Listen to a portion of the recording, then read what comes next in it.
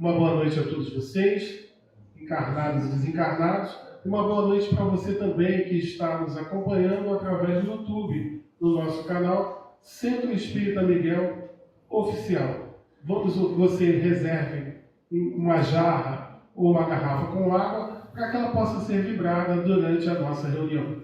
Vamos ouvir uma página de preparação com a nossa irmã Rosana. Boa noite a todos aqui presentes, boa noite também aos nossos irmãos que nos acompanham pelo canal aqui da casa, pelo YouTube. Do livro Vinha de Luz, pelo Espírito Emmanuel, psicografado por Francisco Cândido Xavier, a lição 39. Em que perseveras? E perseveravam na doutrina dos apóstolos e na comunhão, no partir do pão e nas orações. Isto está em Atos, capítulo 2, versículo 42. Os observadores menos avisados pretendem encontrar inteira negação de espiritualidade nos acontecimentos atuais do planeta. Acreditam que a época das revelações sublimes esteja morta, que as portas celestiais permaneçam cerradas para sempre. E comentam, entusiasmados, como se divisassem um paraíso perdido, os resplendores dos tempos apostólicos, quando um pugilo de cristãos renovou os princípios seculares do mais poderoso império do mundo. Asseveram muitos que o céu estancou a fonte das dádivas, esquecendo-se de que a generalidade dos crentes entorpeceu a capacidade de receber.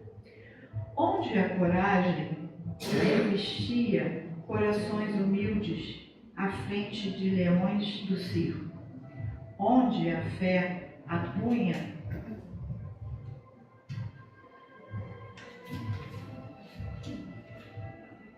afirmações imortais na boca ferida dos mártires anônimos, onde os sinais públicos das vozes celestiais, onde os leprosos limpos e os cegos curados. As oportunidades do Senhor continuam fluindo incessantemente sobre a terra. A misericórdia do Pai não mudou. A providência divina é invariável em todos os tempos. A atitude dos cristãos na atualidade, porém, é muito diferente. Raríssimos perseveram na doutrina dos apóstolos, na comunhão com o Evangelho, no espírito de fraternidade, nos serviços da fé viva. A maioria prefere os chamados pontos de vista.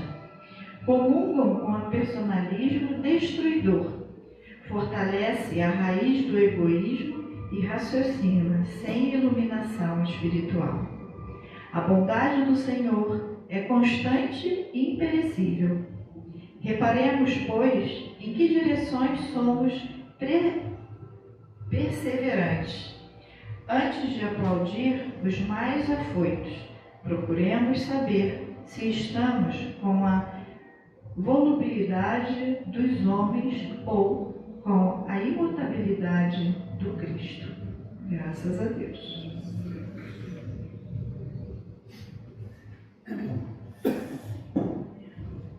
Graças a Deus. Então vamos todos juntos elevar os nossos pensamentos a Deus, nosso Pai, e a Jesus, agradecendo a eles a oportunidade de estarmos juntos nesta noite de estudo e de trabalho. Agradecendo também o concurso da espiritualidade amiga de nossa casa, ao Caboclo Catuíte, às irmãs Margaridas, a Miguel, a Rafael e aos demais abnegados trabalhadores, muitos dos quais já estiveram aqui conosco trabalhando enquanto encarnados e vez por outra estão aqui também na sustentação de nossos trabalhos. Mestre amigo, nessa noite aqui nos encontramos já neste recinto, muitos de nós já conseguimos sentir as vibrações tão leves, as benesses que chegam para nós, o bálsamo que está sendo derramado a cada um. Mesmo aqueles irmãos que estão à distância, nos assistindo, estão recebendo. Obrigado por tudo, Mestre, pois é tão bom sabermos que temos essa proteção, é bom saber que temos essa companhia amiga, essa hora toda positiva em torno de nós. Obrigado, Mestre. Muitos dessas benesses que acabamos recebendo em noites como essas, nós não conseguimos nem mensurar o quanto de benefício chega para nós e que se traduzem nas pequenas coisas do cotidiano. Um dos grandes presentes que nós receberemos ainda nesta noite, além da página de abertura, é a lição do Evangelho, trazida pela nossa irmã Inês. Por favor, mestre amigo, toca a fonte dessa nossa irmã, que oferecerá para nós de tão boa vontade, fruto de seus estudos e de suas experiências, colaborando conosco na concatenação de ideias, pois precisamos aqui estarmos em conjunto, entendendo este Evangelho bendito. E não esquecendo, mestre, pedimos, por favor, que leve o nosso agradecimento até Deus, nosso Pai, por tudo que Ele nos proporciona, e podemos resumir por sua grande misericórdia, para com cada um de nós, sempre ao nosso lado, sempre junto com você, na nossa torcida, mostrando-nos caminhos que precisamos desvendar, tirarmos os antônios e enxergarmos que a ajuda é para todos e está ao nosso redor. Sendo assim, mestre amigo, sob a tua permissão, estamos dando por iniciada a nossa reunião de fluidoterapia desta noite. Graças a Deus, graças a ti, Jesus. Então vamos ouvir a nossa irmã Inês. Boa noite a todos novamente. Deus nos abençoe. Deus abençoar, pois já chegamos até aqui, né? Cada um já venceu as suas dificuldades.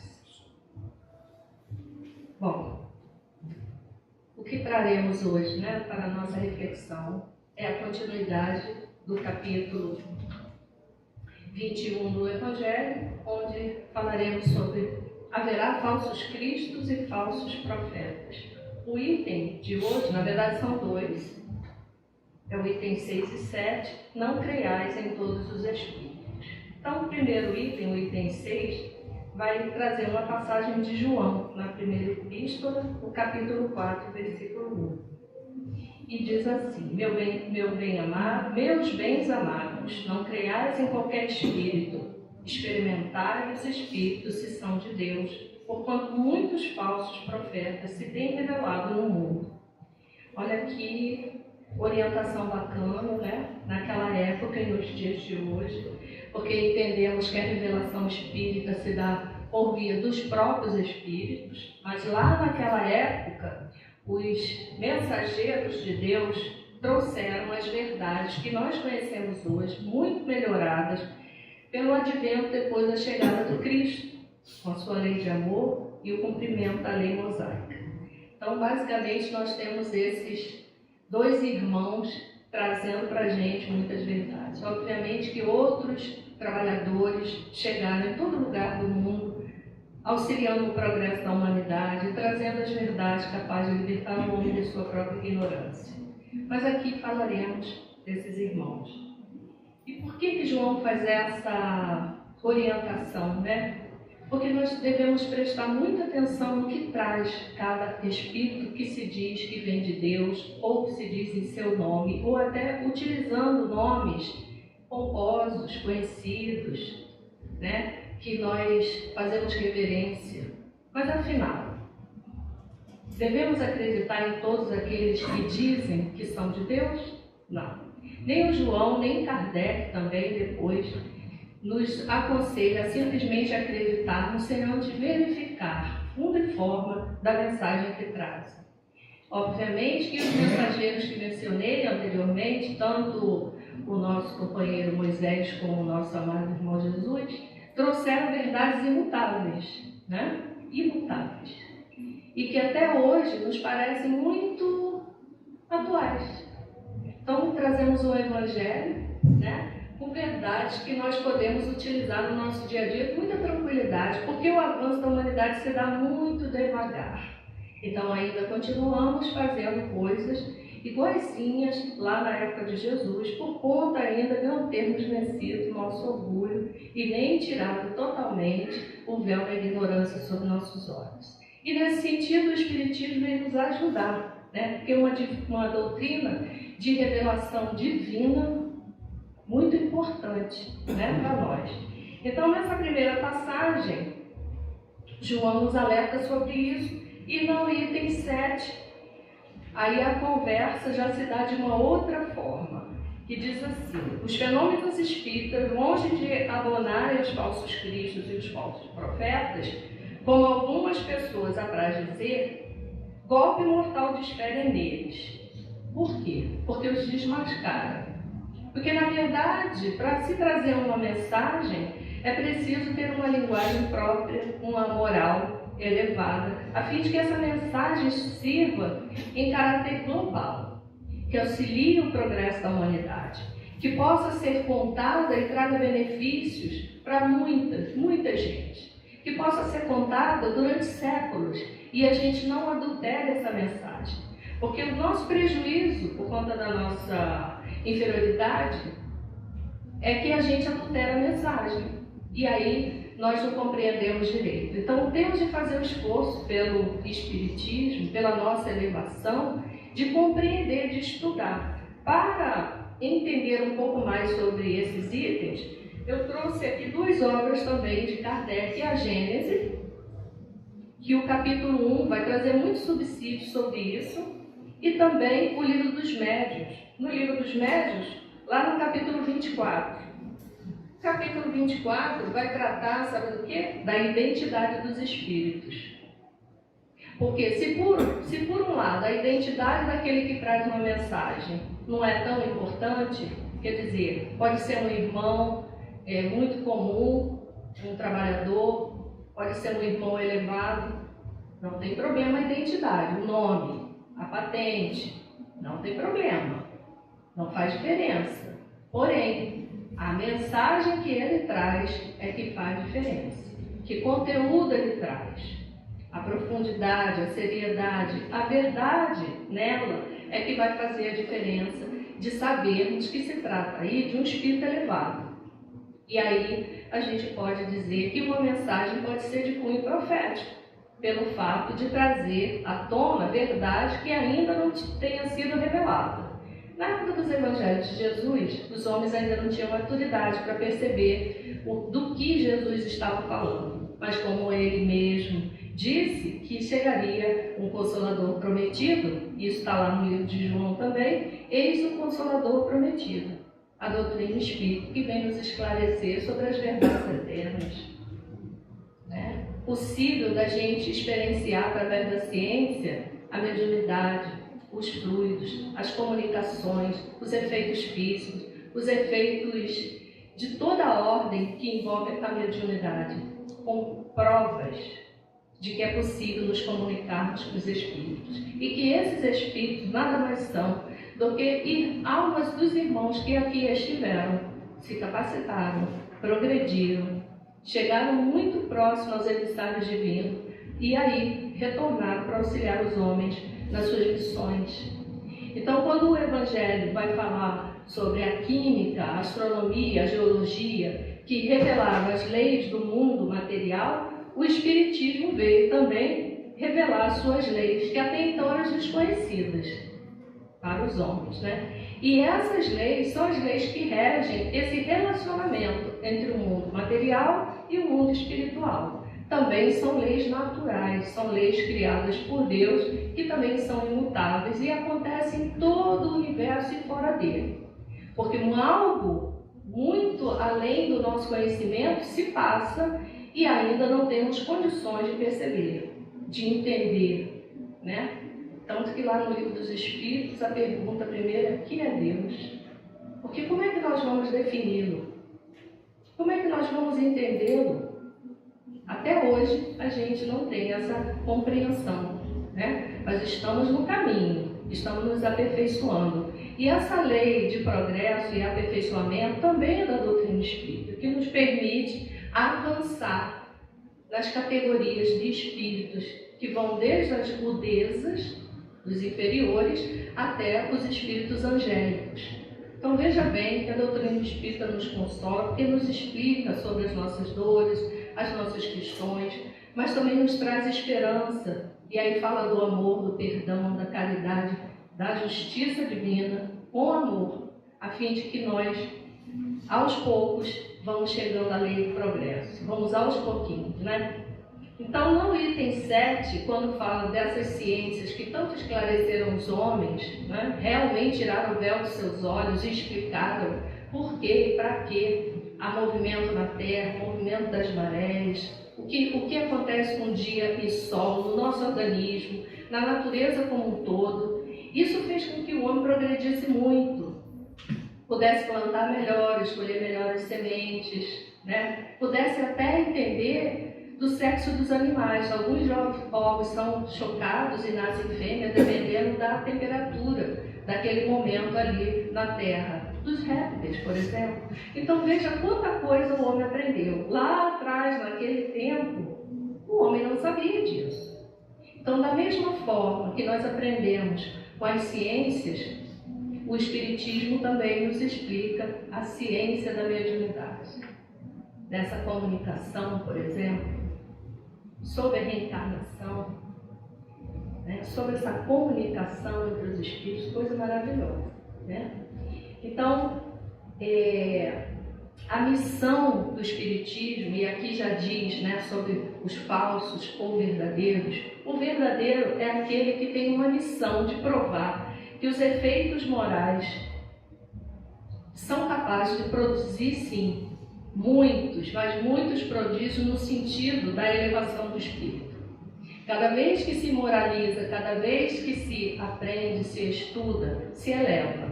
Já se modificam os pensamentos, as atitudes, as conexões com a espiritualidade se tornam mais próximas, mais fortes. É capaz de perceber se há intuição, as vibrações do ambiente, etc, etc. Então, o homem aprende, e nós aqui estamos também aprendendo com a doutrina espírita essa elevação. Então, esse resultado do desenvolvimento da doutrina espírita, ele acaba que não coloca a luz sobre os fenômenos. Os fenômenos são fenômenos naturais. No passado eram prodígios, eram milagres, mas hoje já sabemos que são fenômenos naturais, capacidades inerentes ao próprio ser humano, como a mediunidade, que todos nós temos em maior ou menor grau, e muitos de nós têm diversos nuances mediúnicas. E com essa ferramenta, nós nos elevamos à medida que trabalhamos, servimos, cumprindo também uma missão de auxiliar, ao mesmo tempo que nos tratamos de mazelas que carregamos de eras passadas. Então veja que o Espiritismo nos esclarece porque sofremos, da onde vimos, para onde vamos, mas que podemos progredir, que estamos para auxiliar, e tendo o carro-chefe, a base da moral de Jesus, nos auxiliando através dos evangelhos. No entanto, apesar dos bons espíritos trazerem notícias maravilhosas para nós, existe também uma outra categoria, né, de espíritos que tentam nos enganar. E é muito comum quando a gente vai em busca de respostas prontas, de respostas rápidas. Porque se nós nos atraímos pelas ideias, quando vamos procurar essas facilidades, eu queria muito passar na prova, eu queria não sei o quê, não sei o quê, e é capaz do outro ter que vir servir a você disso, alguns espíritos brincalhões, inteligentes, mas não moralizados, eles se aproximam então para trazer suas mensagens enganadoras.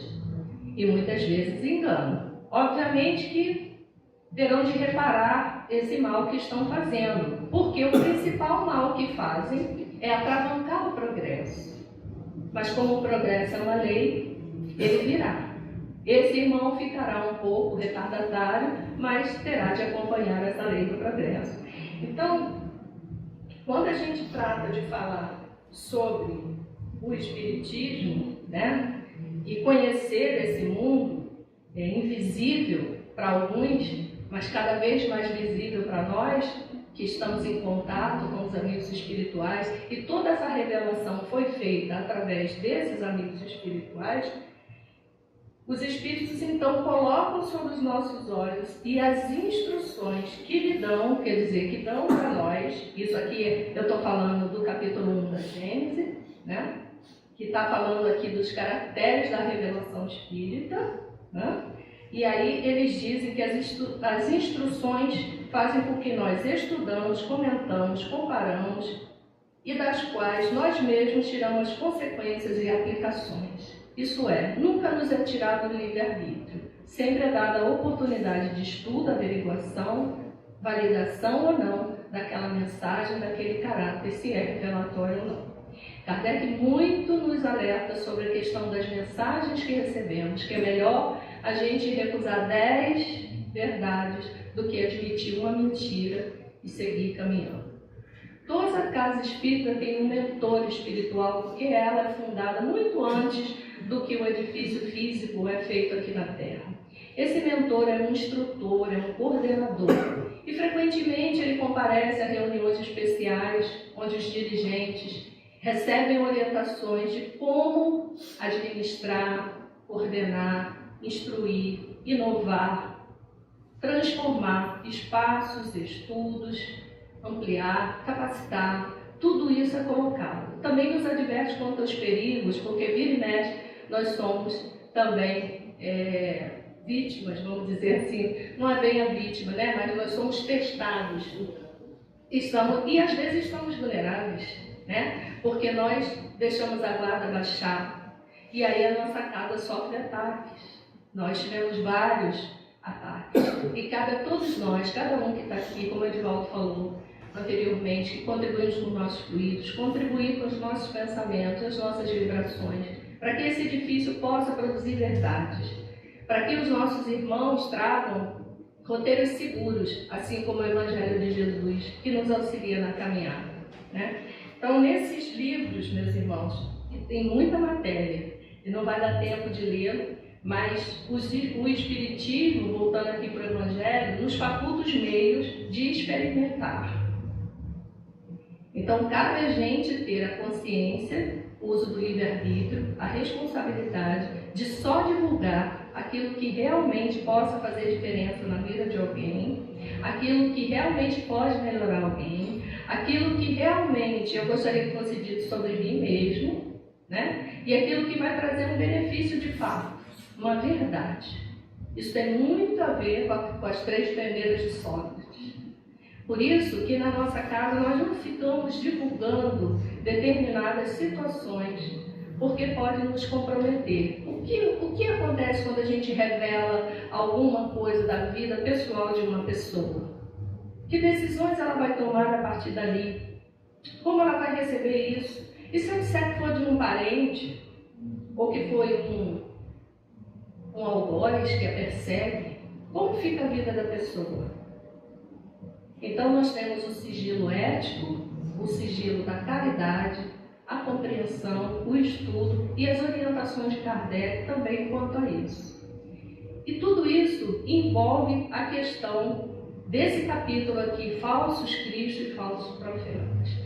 Outra coisa que nós podemos pensar, e muito atual, é como é que nos comportamos e que verdade passamos no nosso dia a dia sobre nossas escolhas, nossos pensamentos, se eles estão de acordo com aquilo que nós falamos, ensinamos, se nós vivenciamos aquilo que pregamos, se nós podemos realmente nos sentirmos cristãos, se nós damos o nosso parecer a alguma situação em que a gente tenha que pontuar e aparecer essa experiência religiosa para o outro, se a gente se omite, se a gente tem vergonha, se a gente fica em cima do muro, se a gente cruza o braço, se a gente se isenta, não, prefiro não falar nada, porque será que a gente faz o Pilatos?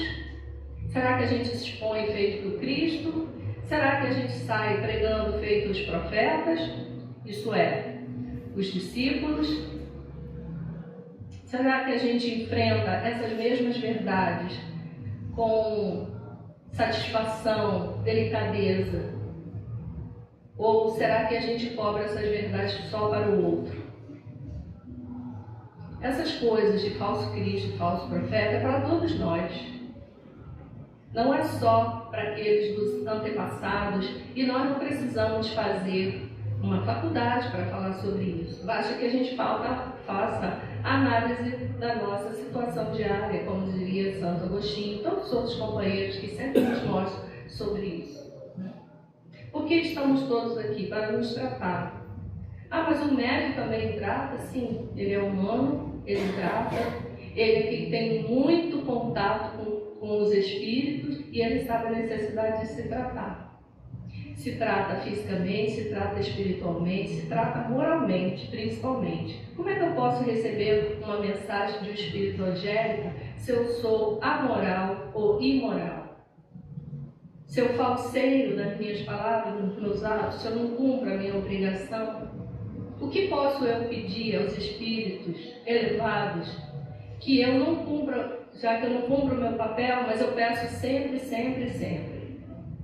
Mas se eu ignoro a necessidade do meu irmão, do meu familiar, ou negligencio a minha atividade qualquer, laborativa, ou até no trabalho da casa espírita, para que é que nós estamos aprendendo? É para tentar essa modificação, não é? Então, todo esse trabalho que as ciências fizeram, que a filosofia espírita nos coloca em contato com as leis do universo, as leis da natureza, ao contato da verdade de Jesus que transforma, aos poucos, mas não podemos perder isso de vista jamais. O que nós estamos fazendo desse ensinamento? Como estamos transformando a nossa vida e se somos exemplos para transformar a vida de alguém que vive conosco? O que vamos deixar de legado aos pequenos sobre a nossa passagem por aqui? Que ensinamentos farão nos lembrar de nós quando não estivermos mais aqui no mundo material? Porque o contato sempre teremos. Os laços não se apagam. Aprendemos isso na doutrina, né? Então, os falsos cristos pode ser qualquer um. E os falsos profetas também. Que não estejamos desse lado. Que possamos levar a verdade sem falseá-la, sem adulterá-la, como diz lá as lições de Moisés trazidas por Deus.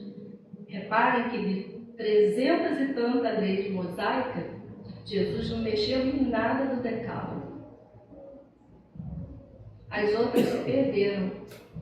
O progresso veio e elas não foram mais necessárias. Mas o decálogo, ele é atualíssimo. E veja que não existe meio termo. Não é matar só um pouquinho, não é roubar um pouquinho, não é adulterar um pouquinho. Não adulterarás, não matarás. A cobiça é a inveja que traz tantas complicações na nossa vida. Então veja que para sermos um falso profeta é muito fácil. É só dizer que é cristão, mas na hora de dar opinião você diz, melhor não falar nada. Aí você está igualzinho Pilatos, que sabia da verdade, mas preferiu lavar as mãos.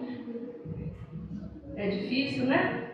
E quando a gente vai para a análise miudinha, fica muito difícil para a gente. Mas Jesus veio falar de esperança. Está me apontando aqui 5 minutos, 5 segundos talvez. E aí, esperança é a coisa que nós devemos cultivar. Por quê? Porque estamos a caminho. Então é possível a gente reconsiderar a rota, refazer os planos, levantar, mesmo com os joelhos desconjuntados, e caminhar em direção a Cristo. Quantas vezes nós vamos errar? O número de vezes que tentaremos acertar. Até que um dia a gente não tente, a gente realize. Mas eu quero dizer que todos nós que estamos aqui já realizamos muito. Porque se estamos aqui, porque já entendemos muito, já escolhemos muito. Nós estamos aqui há muitos anos nessa casa, mas estamos no mundo, na criação divina, há bilhões, talvez, trilhões, não sabemos quanto tempo. Mas já avançamos muito. E já estamos num planeta que está em transição. Então nós temos a obrigação de agradecer por essa oportunidade e se esforçar para que a gente se reencontre, todos esses rostos amigos, no planeta regenerado. Alguns de nós já estão mais perto da partida, pela ordem natural das coisas, mas em compensação está mais perto da chegada, porque retornaremos para cá, é o que queremos, né? Esse planeta lindo, regenerado, né? Mas já perdoamos. Já temos benevolência. Exercitamos o amor? Graças a Deus. Então é isso, meus irmãos.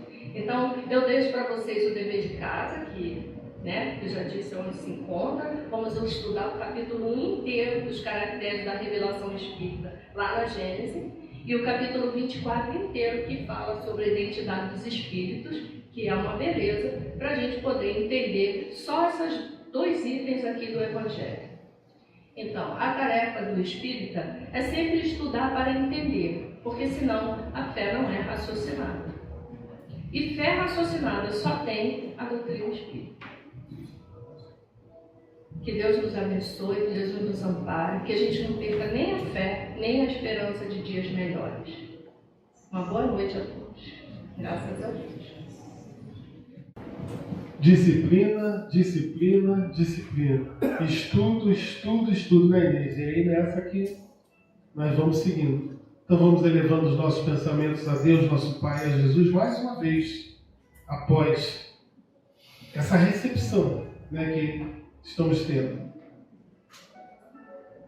Jesus, mestre amigo, agradecidos estamos de tudo que já estamos recebendo, como fizemos lá na nossa prece inicial. Mas após essa lição de hoje, como em todas as noites em que estamos aqui reunidos, e reflexões proporcionadas aqui pela nossa irmã Inês, vamos a partir de agora também fazer, renovar esse exercício de repensarmos em nós, em nossas vidas, em nossos pensamentos e em nossas caminhadas, porque o Evangelho é a bússola renovadora dos nossos pensamentos e atitudes. Portanto, tudo isso que está sendo nos oferecido nesta noite, para a nossa compreensão e melhora, faz de nós espíritos renovados.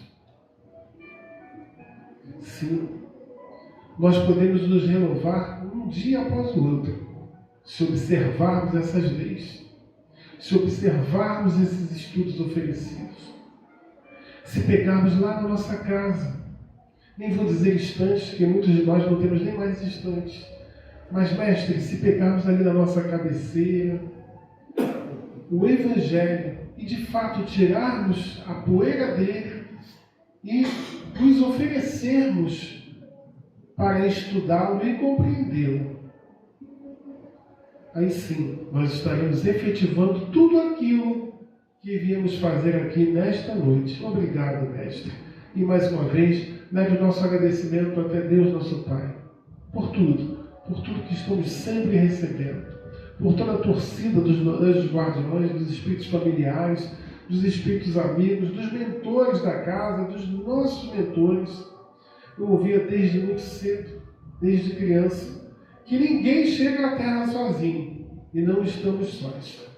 Temos toda essa pleiade de irmãos ao nosso redor a nos favorecer, porque uma reencarnação, ela precisa dar certo. Nós voltamos aqui para dar certo. E assim continuemos. Obrigado, mestre. Esteja sempre conosco. E nós sabemos que você sempre está. Continuamos na luta de vidar os esforços para estarmos vibrando na tua faixa. Toca a fronte, por favor, de cada irmão médium passista, que logo estará lá dentro, em seus trabalhos.